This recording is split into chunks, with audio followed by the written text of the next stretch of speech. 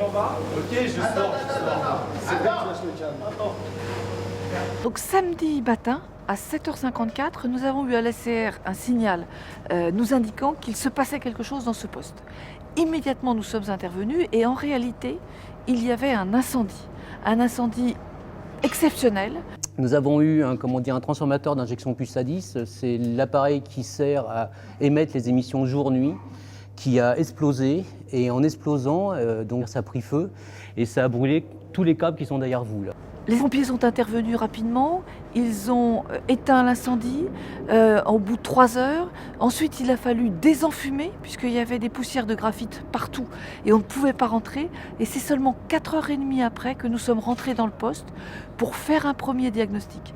Mais dès avant ce diagnostic, nous étions déjà en cellule de crise et nous étions déjà en train d'organiser à la fois les renforts humains et les ressources humaines et les compétences nécessaires pour traiter une telle crise, et puis les ressources matérielles, c'est-à-dire nous étions en train de mobiliser des groupes électrogènes, de mobiliser des gens pour pouvoir régler le problème.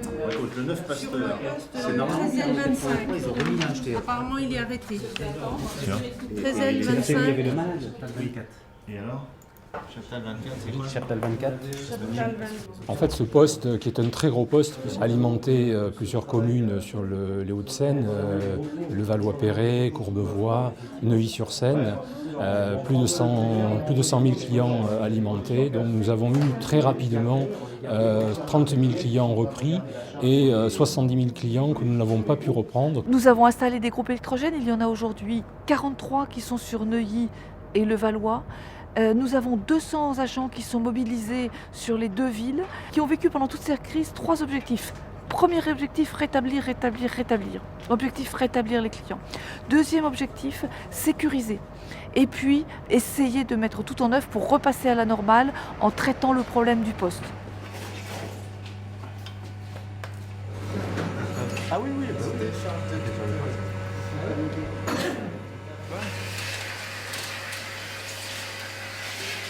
Il y a des gens qui sont sur le réseau, des exploitants, il y a des gens qui sont dans le poste source pour intervenir, il y a des techniciens clientèle qui sont dans les immeubles touchés pour expliquer ce qui se passe et aussi pour donner des conseils de sobriété énergétique. On est toujours en incident, c'est-à-dire que vous êtes alimenté par les camions, les groupes électrogènes. Donc ce qu'on demande un petit peu aux commerçants et aussi aux usagers, c'est de baisser un petit peu la consommation tant que possible.